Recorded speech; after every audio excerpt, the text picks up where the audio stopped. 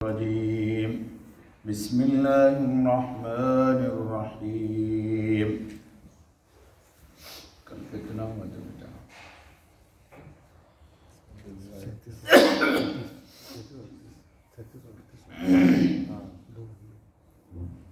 فإن الجحيم هي المأوى وأما من خاف مقام ربه ونهى النفس عن الهوى فإن الجنة هي المأوى صدق اللہ العظیم۔ دوستو، کل اللہ رب العالمین کا ایک فیصلہ آپ نے سن لیا تھا کہ فَأَمَّا مَن طَغَىٰ وَآثَرَ الْحَيَاةَ الدُّنْيَا فَإِنَّ الْجَحِيمَ هِيَ الْمَأْوَىٰ۔ یہ آیت نمبر 29 کا تعلق پچھلی ہی آیت سے جو آج میں نے پڑھی، یعنی کل کے درس سے متعلق آیت ہے 37، 38 اور 39۔ تو جو لوگ سرکشی کریں گے، سرکشی سے مراد ہے اللہ اور اس کے رسول حضرت خاتم النبیین علیہ الصلاۃ والتسلیم کی کھلے طور پر مخالفت اور حد سے گزر جانا۔ کل مثال لیا تھا آپ کو کہ ہر حکومت کی اپنی ایک بارڈر ہوتی ہے، بارڈر کو کراس اگر کیجئے گا تو مخالفت ہوگی تو دوسری حکومت کی طرف سے فائرنگ ہوتی ہے۔ تو اللہ کی بھی حدود ہیں اور اللہ کے بھی حقوق ہیں، رسول کی بھی حدود ہیں اور اس کے حقوق ہیں۔ اللہ رب العالمین کا حق یہ ہے کہ ان کی ذات اور صفات میں شرک نہ کیا جائے، اور یہ تو اللہ کا حق ہے۔ اور حد یہ ہے کہ اللہ کی محرمات کو حرام سمجھا جائے، اور جن چیزوں کو اللہ تعالیٰ نے کرنے کے لیے کہا ہے ان کو انسان بجا لائے۔ رسول کا حق یہ ہے کہ اللہ نے کہا ہے کہ یہ ہمارے بھیجے ہوئے ہیں تو ان کی رسالت کی تصدیق کی جائے بحیثیت نبوت و رسالت۔ اور اللہ نے چونکہ کہا ہے کہ رسول کی اطاعت ہماری اطاعت ہے، تو اب حد اس کی یہ ہے کہ رسول نے جس بات کو کہہ دیا ان کے اعتقاد اور اعتماد پر مسلمان مومن اس کو کر گزرے، کوئی ایچ پیچ شک شبہ میں نبی علیہ الصلاۃ والتسلیم کی باتوں کے سلسلے میں مبتلا نہ ہو۔ لیکن آدمی اس حدود کو پامال کر دیتا ہے تو اللہ نے سنا دیا کہ دوزخ اس کا ٹھکانہ ہے۔ اب آگے چلیے، وَأَمَّا مَنْ خَافَ مَقَامَ رَبِّهِ وَنَهَى النَّفْسَ عَنِ الْهَوَىٰ، جو کوئی ڈرا ہوا اپنے رب کے سامنے کھڑے ہونے سے، اللہ کے سامنے کھڑا ہونا ہے، حساب دینا ہے۔ یہ بات آپ کے سامنے پہلے آ گئی ہے کہ ہر انسان کی پیشی اللہ پاک کے پاس ہوگی اور ہماری اللہ سے ملاقات ہونی ہے۔ اللہ کرے کہ اللہ کی رضا کے ساتھ ہو۔ اور وَنَهَى النَّفْسَ عَنِ الْهَوَىٰ، اور روکا ہو اس نے اپنے جی کو خواہش سے۔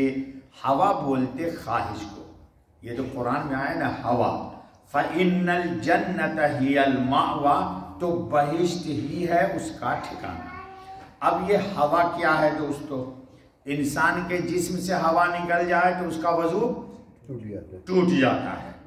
اگر ایمان کی ہوا نکل گئی تو کفر لازم آ جاتا ہے۔ اللہ کے حدود کو پامال کر دیا تو بھی گویا ہے۔ تو ہوا کا ترجمہ ہے خواہشان سے نفس۔ علامہ عثمانی تھوڑا سا لکھتے ہیں، ذرا سنیے۔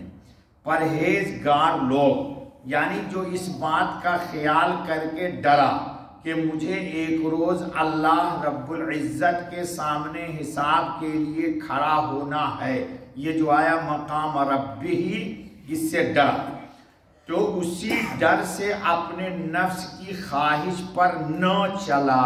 وار مولانا عثمانی، کیا ہوا؟ اللہ کے سامنے حساب کے لیے کھڑا ہونے سے ڈرا اور ڈر سے اپنے نفس کی خواہش پر نہ چلا، بلکہ اسے روک کر اپنے قابو میں رکھا۔ واہ بھائی واہ، لگام لگا دی کہ نہیں بھائی آگے نہیں بڑھنے کا، اور احکام الہی کے تابع بنا۔ بنایا تو اس کا ٹھکانہ بہشت کے سوا کچھ نہیں. یہ ایک جامع عبارت ہے. اس سے اچھی خوبصورت اردو شاید کوئی نہیں لکھ سکتا ہے. جامع مولانا شبیر احمد عثمانی اللہ ان کی قبر کو نور سے بھر دے بہت جامع تفسیر کرتے ہیں. بہت جامع. جب ہم بچے تھے نا پڑھتے تھے تو ہم سوچتے تھے یار اتنی تفسیر ہے, اتنی 200 عبارت لکھتے. بچپن تھا. لیکن اب جب میں پڑھتا ہوں تفسیر کو 20 تفسیر 200 صفحات تو معلوم ہوتا ہے 20 صفحات کا نچوڑ ایک جملہ میں لاتے ہیں مولانا. اللہ تعالیٰ نے یہ ملکہ اور کمال عطا کیا تھا. اب چلیے نفس کی مخالفت کے درجات. اللہ تعالیٰ ہم سب کو ہمارے نفس کی خواہش کی اتباع سے بچا لے اور اللہ تعالیٰ ہی ہماری حفاظت فرمائے. ہمارے حضرت خاتم النبیین محمد الرسول اللہ صلی اللہ علیہ وسلم نے بھی دعا مانگی. یہ دعا ضرور یاد کر لیجئے, درس تو ہوتا ہی رہے گا جب تک زندہ ہیں.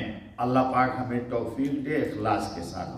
اللہم آتی نفسی تقواہا وزکیہا فإنک انت خیر من زکاہا فإنک انت خیر من زکاہا. اے اللہ ہمارے نفس کو تقوی عطا کر دے, یعنی گناہ سے بچنے والا بنا دے. جی اللہم آتی نفسی تقواہا وزکیہا, اور اللہ اس کو پاک کر دے.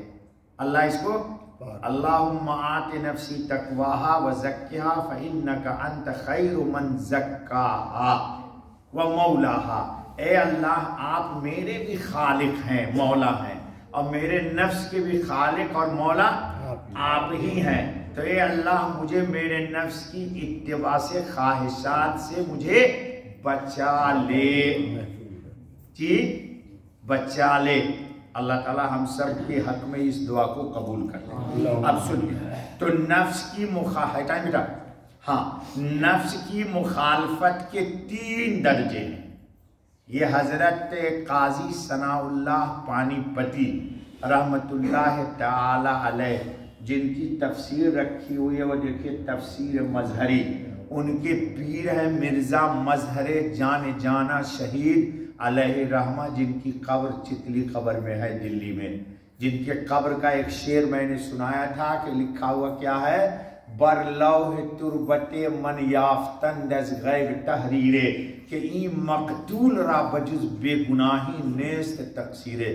فجر کی نماز کے بعد مراقبے میں بیٹھے تھے اللہ کے دھیان میں, تو ان کے سامنے ایک تختی آئی, تو کیا لکھا ہوا تھا اس پر یہی شعر, کہا بر لوح تربت من, تربت مطلب قبر, میں نے اپنے قبر کے اوپر ایک تختی لکھی دیکھی ہے, یافتند از غیب تحریرے, وہ تحریر اللہ کی طرف سے لکھی ہوئی تھی. کیا کہ این مقتول را, میں قتل کر دیا جاؤں گا, بجز بے گناہی نیست تقصیرے, گناہ میرا کچھ بھی نہیں ہوگا اور مجھے قتل کر دیا جائے گا.